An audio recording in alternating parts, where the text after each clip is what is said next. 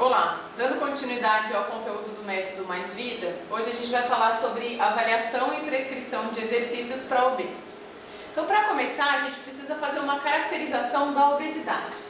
O que é a obesidade? É o excesso do nosso tecido adiposo. Então, quando a gente tem muito tecido adiposo, nós somos considerados obesos. E o que forma o nosso tecido adiposo? São os adipócitos.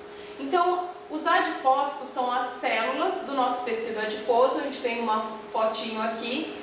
E essas células, elas até alguns anos atrás eram consideradas com duas únicas funções. Uma primeira função que era de reserva energética, então os adipócitos serviam apenas para manter a nossa reserva energética, para nos dar energia para a prática de atividade física ou a própria sobrevivência, e também para a manutenção da temperatura corpórea. Então, até alguns anos atrás, acreditava-se que essas eram as únicas funções da célula de gordura, que são os adipócitos. Mas de uns anos para cá, o que se descobriu? Que os adipócitos, eles são tecidos metabolicamente ativos. Então, o que significa? Que o adipócito, essa célula de gordura, ela produz algumas substâncias e serve como parte integrante do nosso metabolismo como um todo.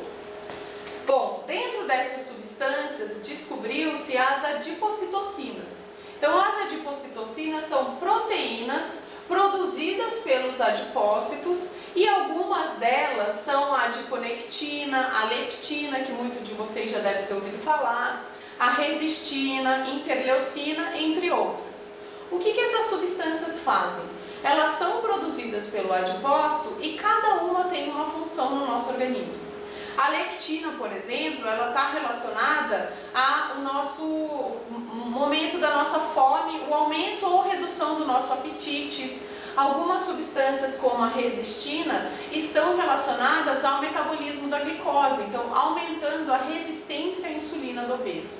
Então, normalmente, essas substâncias produzidas pelo adipócito, então, algumas delas estão em mais expressão, quer dizer, são mais produzidas em maior quantidade pelos adipócitos nos obesos e outras são produzidas em menor quantidade pelos adipócitos. E cada uma tem uma função diferente no nosso organismo.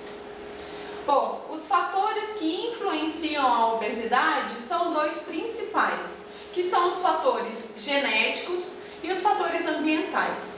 A gente sabe que os fatores genéticos, a sua influência vem aumentando conforme a engenharia genética também foi se desenvolvendo. Então, cada dia descobre-se mais relações da obesidade com os fatores genéticos. Mas a gente sabe que a influência genética, ela chega até 60%, mas ela só vai contribuir para o indivíduo se tornar obeso se houverem influências ambientais. E o que significa isso? O indivíduo ele vai se tornar obeso se ele tiver maus hábitos alimentares e principalmente tiver um estilo de vida sedentário. Além disso, a gente sabe que existem alguns distúrbios endócrinos que contribuem para a obesidade. Mas esses distúrbios são responsáveis por menos de 5% dos casos de obesidade no Brasil e em todo o mundo. O que significa isso? Que aquele indivíduo que descobre que tem um hipotiroidismo ou alguma outra doença, algum distúrbio endócrino que contribui para a obesidade dele, isso representa 5% dos casos e nesses casos o indivíduo descobre a doença, faz o tratamento correto da doença e teoricamente ele começa a emagrecer. Então ele não vai permanecer obeso por muitos anos na presença dessas doenças, porque essas doenças são tratáveis.